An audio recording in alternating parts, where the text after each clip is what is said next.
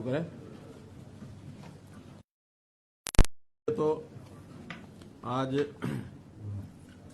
ईद का त्यौहार है, तो इस ईद के त्यौहार पर मैं आपके माध्यम से सभी को बहुत बहुत बधाई और शुभकामना देता हूं। दूसरा, आज के इस पत्रकार वार्ता में मुख्य रूप से जिसलिए आप लोगों को बुलाकर मैंने जो बताना चाह रहा हूं मैं, कि जैसे हम देख रहे हैं, कल मानसून सत्र केंद्र यानी संसदीय सत्र जो शुरू हो गया है, और उसमें कल के घटनाक्रम से जो चीजें निकल करके आई वो बहुत ही एक प्रकार की चिंता पैदा करने वाली है, बहुत ही एक प्रकार से ध्यान आकर्षण करने वाली है। इस बार के मानसून सत्र में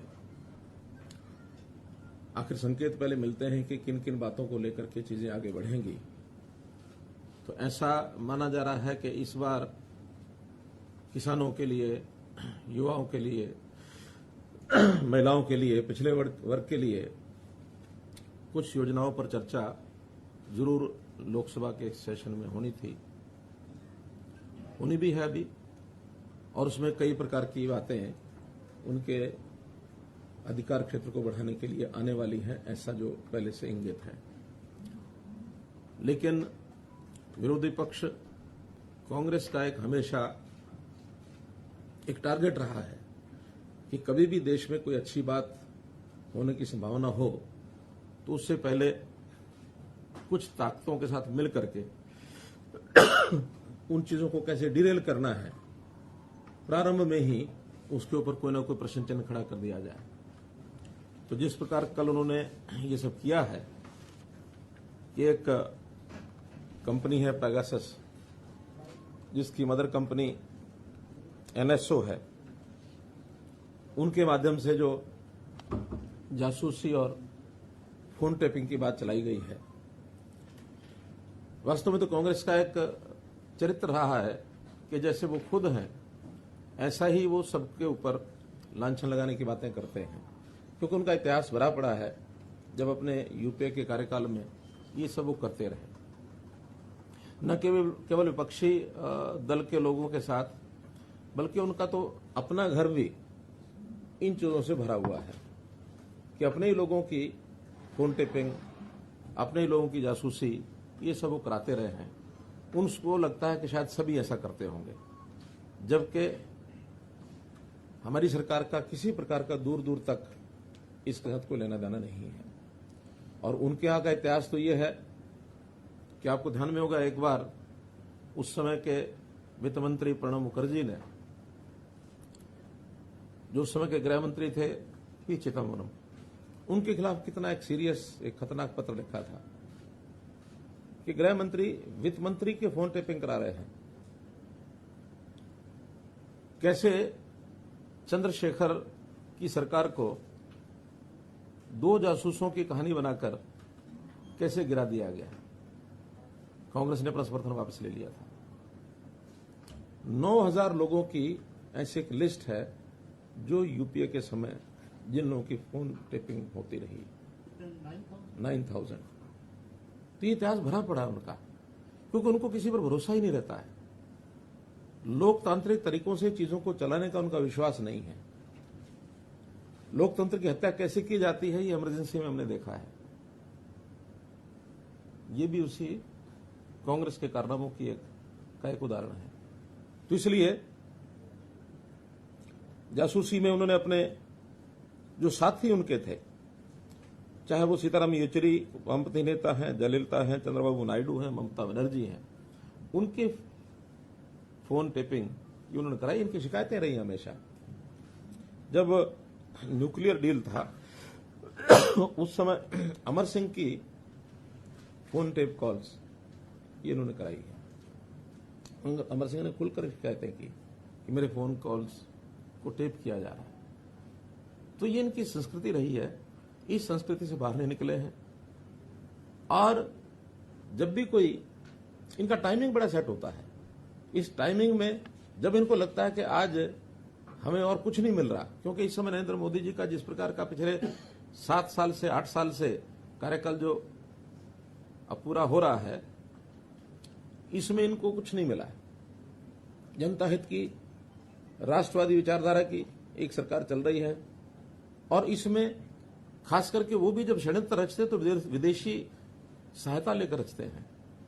यानी अब ये अगर हम पेगासस देखें तो एक दिन पहले 18 तारीख को एक स्टोरी ये लीक कराई जाती है द वायर के माध्यम से, और ये द वायर भी ये वामपंथी पत्र है, वामपंथियों का एक इस प्रकार का एक बना हुआ है नक्सस। और उससे पहले कुछ दिन पहले यूरोप के अंदर एमनेस्टी नाम की जो संस्था है वो अपने वेबसाइट के ऊपर इन कहानियों को चलाती है। एमनेस्टी ने वहां से छापा, यहां वायर ने पकड़ लिया, और वायर ने उठा करके ये विषय उड़ा दिया कि यहां तो पता नहीं कितने लोगों की सारी फोन टेपिंग हो रही है और उनके मंसूबे जो किए जा रहे हैं। हमको क्या जरूरत है इनके फोन टेपिंग करने की, क्योंकि तो बिना फोन टेपिंग ही जनता में जो बोल देते हैं वही इतना हास्यास्पद होता है कि उसी का जो इनको खामियाजा भुगतना पड़ता है। तो हमको इनके अंदर की बातें ज्यादा निकालने की जरूरत होती नहीं है, ये बहुत कुछ वैसे ही बोल जाते हैं। और इस सारी स्टोरी की सत्यता तो, ऑथेंटिसिटी तो हम इस बात से दान कर सकते हैं, ये एमनेस्टी संस्था ये इंटरनेशनल है, तो इंटरनेशनल संस्था की अपने जो उनके जिसको कहना चाहिए उनकी अपनी विश्वसनीयता, उसके ऊपर प्रश्न चिन्ह है। एमनेस्टी जब भी भारत में आकर के काम करने लगी तो इनसे पूछा गया कि आप ये सब काम करते हैं, आपने सोर्स ऑफ फंडिंग ये बताओ। तो इन्होंने सोर्स ऑफ फंडिंग बताने के बजाय ये कह करके कि भारत में काम करना बड़ा मुश्किल है, यहां से बिस्तर बोरी लग जाओ, और ये एमनेस्टी बिस्तर बोरिया बांध के चली गई। तो जो संस्था अपने सोर्स ऑफ फंडिंग नहीं बता सकती, उसकी कहानी के ऊपर विश्वास कैसे किया जा सकता है? इसका मतलब कहीं ना कहीं इनके सबके तार ऐसी संस्थाओं से जुड़े हैं जो भारत देश की इमेज को खराब करना चाहते हैं। कांग्रेस के ऊपर मेरा सीधा आरोप है, कोई ऐसी बात हमारे खिलाफ कहें, नरेंद्र मोदी जी के खिलाफ कहें या केंद्र सरकार के खिलाफ कहें, जिसका कम से कम देश की जो हमारी संप्रभुता है, देश का जो हमारा मान सम्मान है, उसका तो ध्यान रखें। कोई अपने देश के अंदर की कोई बातें कह करके अगर कोई आलोचना होती है तो हम सहन भी करते हैं, कोई दिक्कत नहीं है। लेकिन जिन बातों को लेकर के हमारे देश की इमेज विदेशों में घटती है, ऐसी चीजों से इनको सावधान रहना चाहिए। इस प्रकार के खेल ना खेलें, वरना देश का अहित होगा, हमारे बारे में विश्वसनीयता ये घटेगी। आज देश दुनिया में किसी एक लेवल पर पहुंचा है, वो मोदी जी की नीतियों के कारण से, एनडीए की नीतियों के कारण से हम लोग कहीं पहुंचे हैं। लेकिन उसको धरातल पर न उतरने देने के लिए, उसको बदनाम करने के लिए जिस प्रकार की कहानियां ये बनाते हैं, तो इन कहानियों को जैसा ये कर रहे हैं इसकी मैं निंदा करता हूं। और कुल मिलाकर के देश की जनता इन बातों को ध्यान रखेगी कि ऐसे किसी विदेशी संस्था के साथ कांग्रेस जो षड्यंत्र करके जिस प्रकार का ये फोन टेपिंग कंट्रोवर्सी को इन्होंने उछाला है, ये सिस्टमेटिक तरीके से भारत की प्रतिष्ठा को चोट पहुंचाने का ये काम है। इसकी निंदा हम सब करते हैं। इतनी ही बात आज की इस प्रेस कॉन्फ्रेंस में मुझे आपके सामने रखनी थी। जो आप ये जिनका बता रहे हैं, ये आपके पास आधिकारिक सूचना भारत सरकार से आई है, जैसे कि क्योंकि इंटरनेशनल और नेशनल इशू चल रहा है, तो आपके पास, हमारे पास अपना जो सूचना है, जिस अधिकार से आप कह रहे हैं कि ये सब षड्यंत्र रच रहे हैं, ये पॉलिटिकल स्टेटमेंट भी होता है, चीफ मिनिस्टर का आधिकारिक बयान भी हो सकता है, तो इसका आधार क्या है? ये आधिकारिक बयान है। जब से कल ये सारा लोकसभा विषय उठा है, मैं इसके ऊपर 10 घंटे लगातार मैंने लगाए हैं। मेरी जानकारियां ऑथेंटिक जानकारियां हैं, ये सरकार की एजेंसियों के माध्यम से भी जानकारियां हैं, ये वेबसाइट के माध्यम से भी जानकारियां हैं, ये मीडिया के माध्यम से भी जानकारियां हैं। सभी सोर्सेज से जानकारियों के आधार पर मैं कह रहा हूं, चूंकि जब एमनेस्टी इंटरनेशनल भारत में आया, उनसे भारत सरकार ने पूछा कि आपके सोर्स ऑफ फंडिंग क्या है। उन्होंने बताया नहीं, बल्कि अपना बिस्तर बोरी लाद करके चले गए। ये तो फैक्ट है। इस फैक्ट के अंदर मुझे कोई अनुमान नहीं लगाना है। कांग्रेस का जो इतिहास है पिछला, वो सारा फैक्ट है। चंद्रशेखर सरकार गिरी कि नहीं गिरी? 2 जासूसों के जासूसी के कारण से गिरी ना। हरियाणा पुलिस के जासूसों के ऊपर ये ब्लेम लगाया गया क्योंकि कांग्रेस को समर्थन वापस लेना था। आखिर प्राइम मिनिस्टर के घर के बाहर 2 सीआईडी वाले मिल जाएंगे तो इससे सरकार गिरती है क्या? सीआईडी वालों के अपने काम है, करते हैं। अब मेरे बगल में सीआईडी चीफ बैठे हैं, तो इसका क्या मैं क्या कहूं कि भी ये सब सीआईडी करने आए हैं यहाँ? पर इनको आप साथ में लेकर कोई मकसद तो है? मकसद तो यह है कि इनकी जानकारियां बहुत ज्यादा हैं। इनकी जानकारियां, सीआईडी का काम होता है जानकारियां रखना, और जानकारियां मैंने इनसे भी ली हैं। ये भी पहले आईबी में थे। यही मैं जानना चाह रहा था जी। नहीं, उसमें मुझे आपत्ति नहीं है बताने में। जो फैक्ट्स हैं वो फैक्ट्स हैं, और ये सारी जानकारियां हम सामान्य व्यक्तियों की बजाय जो प्रोफेशनल इंस्टीट्यूशंस हैं वो ज्यादा जानकारी रखते हैं, हमसे ज्यादा रखते हैं। इनका काम है ये। आपने कहा कि 10 घंटे अध्ययन किया, तो उसमें नाम आया, उसमें कुछ आपकी पार्टी के नेताओं के भी नाम है, तो देखिए इस तरह के आरोपों का क्या है? विपक्ष की जासूसी कराया। देखिए ये जो एजेंसियां होती हैं जो इस प्रकार के खुफिया तंत्र के सॉफ्टवेयर बनाती हैं, उन्होंने एक सॉफ्टवेयर बनाया हुआ है। वो सॉफ्टवेयर दुनिया को बेचते हैं। किसको बेचते हैं, किसको नहीं बेचते हैं, उनका अपना इंटरनल मामला। कौन खरीदता है, कौन नहीं खरीदता, ये खरीदने वाले का मामला है। क्या उनका हेतु होता है, ये उनका मामला है। लेकिन उसके अंदर बहुत से जो उनका डाटा बनता है टेलीफोन नंबर्स का, पता नहीं, हो सकता मेरा भी टेलीफोन नंबर उसमें हो, आप लोगों का भी किसी में हो। तो डाटाबेस जो होता है फोन नंबर्स का, वो जो 50,000 फोन नंबर्स जो रिलीज किए गए हैं, वो उनके हो सकता है टारगेट रहे हों, लेकिन वो टारगेट किसने बनाया और कौन सी कंपनी ने कहां से जाके लिए, और वो सारे कोई उनके ऊपर कोई स्पाईवेयर काम किया कि नहीं किया, ये कहीं कोई प्रमाण नहीं है। मेरा फोन भी है, मैं भी सावधानी से ही अपनी बात करूंगा, क्योंकि हो सकता है मेरे फोन भी कहीं ना कहीं किसी ने लगा रखा हो।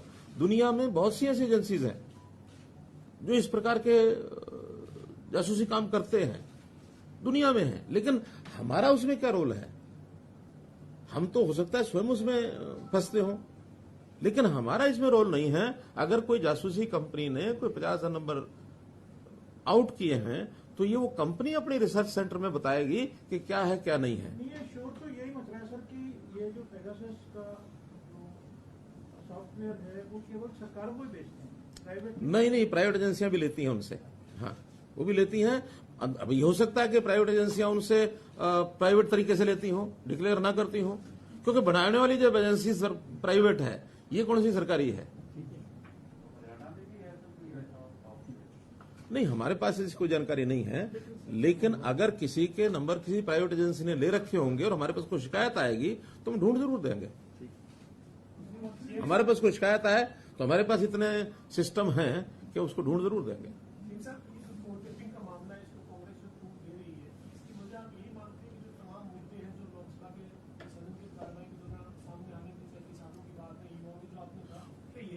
उनको कैसे ओवरशैडो किया जाए, उनके ऊपर कैसे एक ऐसा मुद्दा डाल दिया जाए जिसके अंदर चर्चा चलती रहे और बाकी सारे विषय गौण हो जाए।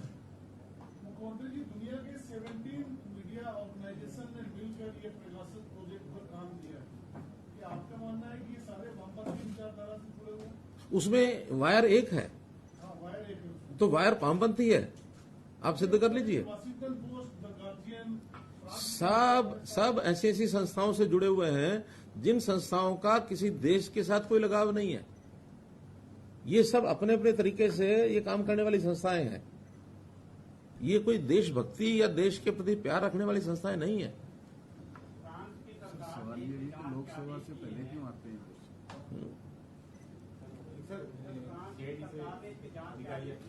हाँ, क्या करें? हाँ,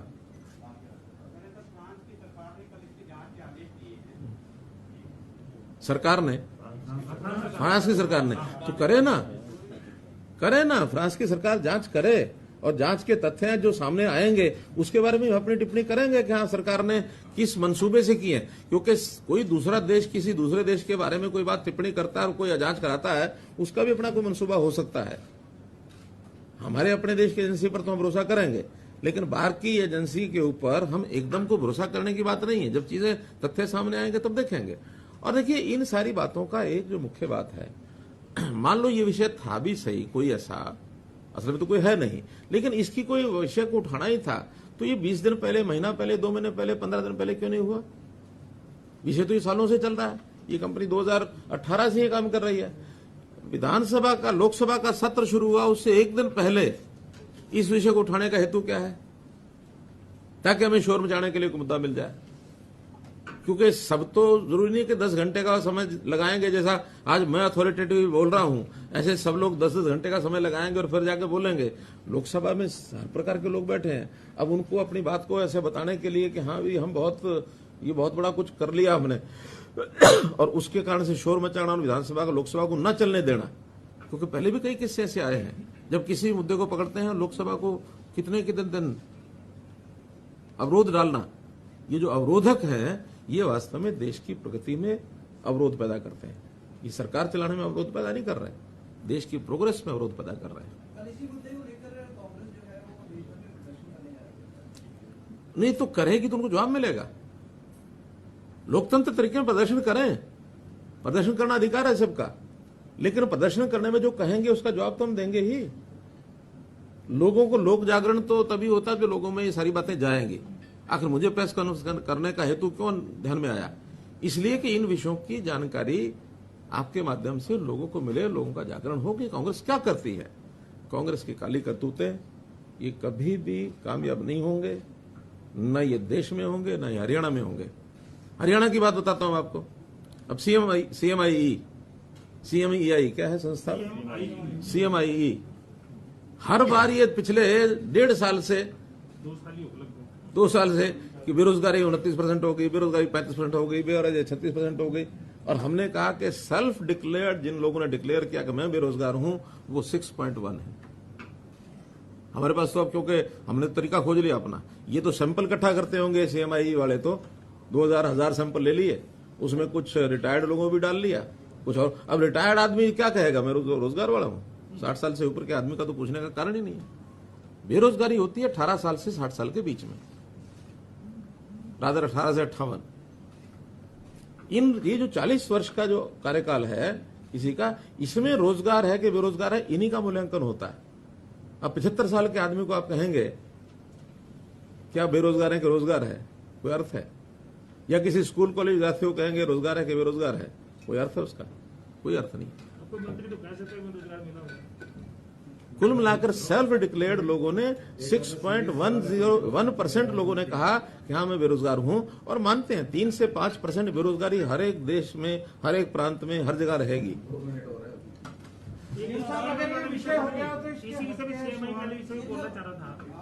मैं बहुत जल्दी फिर मिलने वाला हूँ साहब, फिर करेंगे।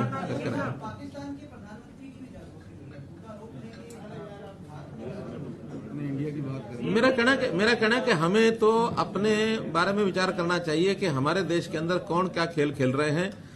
आखिर चाहे पॉलिटिकल पार्टियां हों, चाहे इंडिविजुअल्स हों, चाहे कंपनीज हों, चाहे समूह हों, कोई भी हो, देश हित को जरूर सर्वोपरि रखना चाहिए, देश हित के खिलाफ नहीं जाना चाहिए। और आज का ये जो विषय मैं बता रहा हूं, ये देश की प्रतिष्ठा को एक चोट पहुंचाने वाला विषय है।